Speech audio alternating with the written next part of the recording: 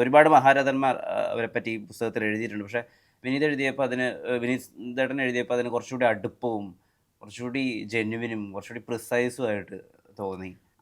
അത് വളരെ ശരിയാണ് പറഞ്ഞത്. കാരണം വിനീത് എന്ന് പറഞ്ഞു കഴിഞ്ഞാൽ എനിക്ക് എൻ്റെ ഒരു കുട്ടിയെ പോലെ.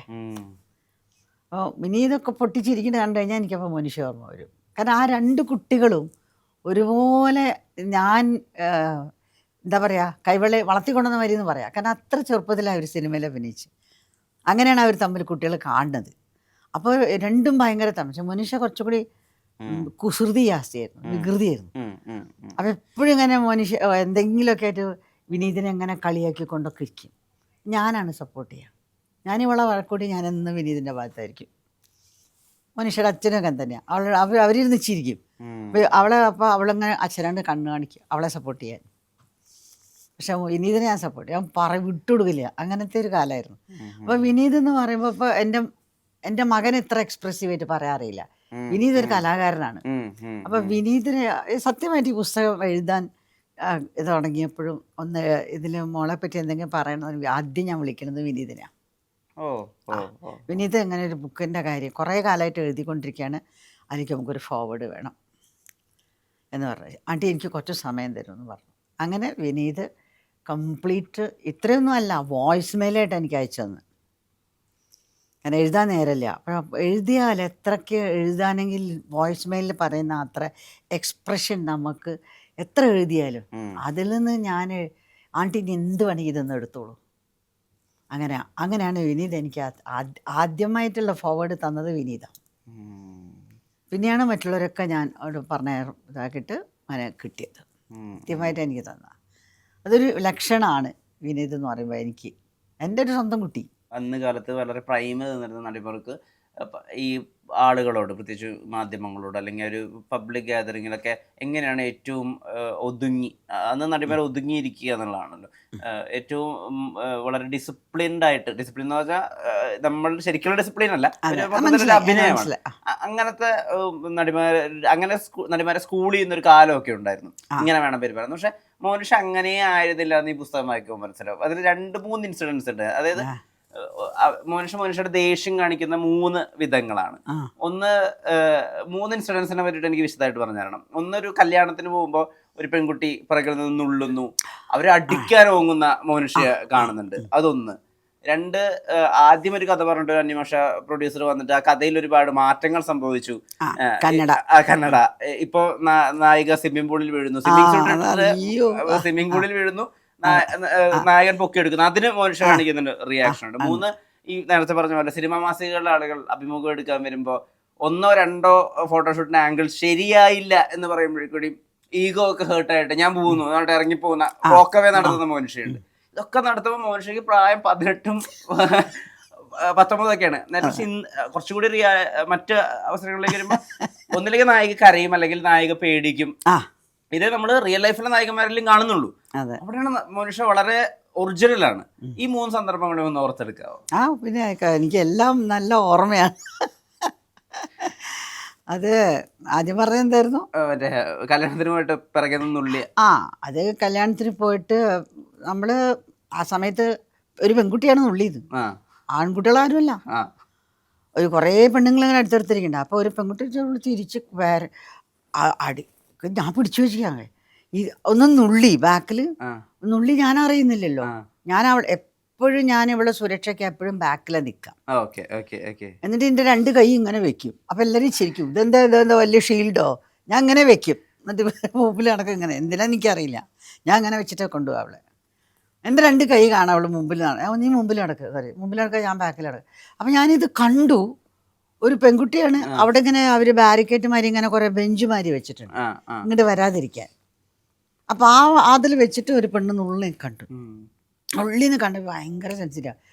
കയ്യോ തിരിച്ച് അടിച്ചു എന്ന് പറഞ്ഞാൽ ഞാൻ ബാക്കിലായിരുന്നു. ഞാൻ കൈ പിടിച്ചു 2 ചാട്ടം ചാടിയാണ്. അപ്പം ദേഷ്യം എന്താ ഇംഗ്ലീഷ് അറിയുള്ളൂ, മലയാളം പറയാൻ പറ്റില്ല. മലയാളി കുട്ടിയാണ്, കുട്ടികളാണ്, പെൺകുട്ടികളാണ് നിൽക്കണേ. അப்புறம் what the hell you are doing. അപ്പം ഞാൻ പറയണോ അപ്പം അത് പിന്നെ അപ്പോഴേക്ക് ദേഷ്യമൊക്കെ വന്നു. ദേഷ്യം വന്ന് അങ്ങനെ പുറത്തേക്ക് കാറിൽ കയറി. അപ്പോൾ ഞാൻ പറഞ്ഞു. പിന്നെ എന്നോട് കുറച്ച് നേരം മിണ്ടിയില്ല. പിന്നെ എൻ്റെ അടുത്ത് പറഞ്ഞു, എന്താ അപ്പം ഞാൻ പറഞ്ഞു മോളെ അങ്ങനെ പബ്ലിക്കില്ല, അത് നമ്മൾ റിയാക്ട് ചെയ്യണം. അതിന് നമ്മൾ റിയാക്ട് ചെയ്യേണ്ടവിടത്ത് റിയാക്ട് ചെയ്യണം. അമ്മലയൊന്നൊന്ന് കൊടുത്തരുന്ന അമ്മ എൻ്റെ എന്തിനെ കൈ പിടിച്ച് വെച്ച് കിട്ടണം ഒന്ന്, എന്നാലേ ആ പെണ്ണ് പഠിക്കും. അങ്ങനെയല്ല ചെയ്യേണ്ടത്, അങ്ങനെയല്ല ബിഹേവ് ചെയ്യേണ്ടത്. അത്ര ഒരു ടീച്ചർ ലെവലായിരുന്നു അവിടെയൊക്കെ. അതൊരു ഭയങ്കര, അതാണ് അവളുടെ ആ സമയത്ത്. അത് കല്യാണം എന്ന് പറയുന്നത് അവളെ സ്വന്തം കൂട്ടുകാരി ആക്ട്രസിന്റെ കല്യാണം തന്നെ ആയിരുന്നു അത്. അത് പാർവതിയുടെ കല്യാണം, ജയറാം പാർവതിയുടെ കല്യാണത്തിന് പോയിട്ട് ഞാൻ മറക്കില്ല. അതാ ഞങ്ങൾ അവസാനം പോയ കല്യാണം, മറക്കില്ല അത്. തിരിച്ച് ഞാൻ പറഞ്ഞില്ലായിരുന്നു അവർ. അപ്പം നിറച്ചു ആൾക്കാർ വന്നിട്ടുണ്ടേ ഇങ്ങനെ പുറത്തേ പുറത്ത് ഇങ്ങനെ നിൽക്കൂലോ ആൾക്കാർ, കല്യാണ ഹാളിൻ്റെ പുറത്ത്. ഹാളിലേക്കൊന്നും അവർക്ക് പോകാൻ പറ്റില്ല. അപ്പം ഇങ്ങനെ എല്ലാ ആർട്ടിസ്റ്റിനെ കാണാൻ വേണ്ടിയിട്ട് വന്ന് നിൽക്കണ കുറേ ആൾക്കാരുണ്ടാവും. അതിൽ കുറേ പെൺകുട്ടികൾ ഇവിടെ വരിയായിട്ടുണ്ട്. കുറേ പെൺകുട്ടി, ഞാൻ പെൺകുട്ടികളെ ഇങ്ങനത്തെ കാര്യത്തിന് അധർമ്മം സഹിക്കില്ല അവക്ക്. അത് ചെയ്യണത് ഏറ്റവും വൃത്തികെട്ട ഒരു സംഭവമല്ലേ ചെയ്യണത്. ഒരു പെൺകുട്ടി വേറൊരു പെൺകുട്ടി നുള്ളുക എന്നൊക്കെ പറഞ്ഞാൽ. അടുത്തത് ഈ പറഞ്ഞ വോക്കൗട്ട് ആണ് അടുത്തത്. എന്നോട് പറയും ഞാൻ അമ്മ പോസ് ചെയ്തോളൂ എന്ന് പറയും. ഞാൻ അങ്ങനെ പറയും. അല്ല മോളെ എന്താ ശരിക്കും ചൊടിപ്പിക്കുന്നത്? പോസ് ചെയ്യാനൊക്കെ അറിയുന്ന ആളാണല്ലോ മനുഷ്യൻ. അല്ല നമ്മള് പറയണെന്താ വെച്ചാ പോസ് ചെയ്യാന്ന് പറഞ്ഞാൽ കുറേ പ്രാവശ്യമൊക്കെ എന്ന് പറയുമ്പോൾ നമുക്ക് മടുക്കാണ്. അത് എന്താ ഞാൻ പറയാ അതിന്, കുറച്ച് കഴിഞ്ഞാൽ നമുക്ക് ക്ഷമ ഒരുപാട് വേണം. ക്ഷമ നല്ലപോലെ വേണം ഫോട്ടോഷൂട്ടിന്. നല്ലവണ്ണം. അപ്പം ഇവക്ക് ഫോട്ടോഷൂട്ട് വലിയ ആവശ്യമൊന്നുമില്ല, വലിയ കാര്യമൊന്നുമില്ല. ഇങ്ങനെ പബ്ലിസിറ്റി അതൊന്നും ഇല്ല ഉള്ളിൽ. പിന്നെ ഞാനാണ് അതിനെപ്പറ്റി കുറച്ചൊക്കെ ശ്രദ്ധിക്കുക. അത് എനിക്ക് ഓവറാവാനും പറ്റില്ല, കാരണം അവളെ കൺട്രോളിലാണ് ഞാൻ. അപ്പോൾ അവളെ വിഷമിപ്പിക്കുന്നത് എനിക്ക് ഇഷ്ടമല്ലല്ലോ. അപ്പോൾ പിന്നെ അപ്പോൾ കാര്യം എനിക്കിപ്പോഴും നല്ല ഓർമ്മയാണ്. പങ്കജ് ഹോട്ടലിൻ്റെ മുകളിൽ അവിടെ നിന്നിട്ടാണ് ഈ ഫോട്ടോഷൂട്ട് നടക്കണേ. അപ്പോൾ ഒരു മഞ്ഞ സാരി, എൻ്റെ സാരിയൊക്കെ ഉടുപ്പിച്ച് സാരി ഉടുത്തിട്ട് മതി എന്നൊക്കെ പറഞ്ഞ അവർ ഫോട്ടോഗ്രാഫേഴ്സ്. അപ്പോൾ ഞാൻ പറഞ്ഞു ഓ ശരി.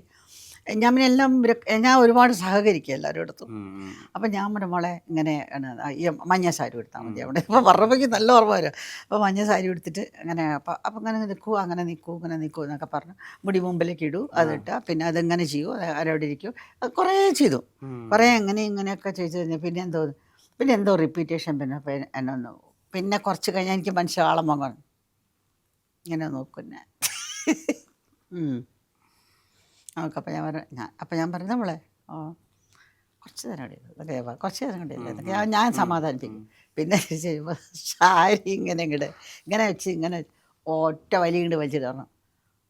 ഞാൻ പറഞ്ഞു മതി, ഇനി ബാക്കി അമ്മ ചെയ്തോളൂ. ഞാനല്ല മോളെ യു ഡു ഇറ്റ്. അപ്പം ഞാൻ കാണിച്ചു കൊടുത്തു. അതാണ് ചൊടിപ്പിക്കാൻ കാരണം. ഇവരിങ്ങനെ പറഞ്ഞപ്പോൾ ഞാനൊന്ന് കാണിച്ചു കൊടുത്തു. അപ്പം നമ്മൾ ഇങ്ങനെ സാരി ഞാൻ അപ്പുറത്ത് നിന്ന് ക്യാമറയുടെ പിന്നിലാണ്.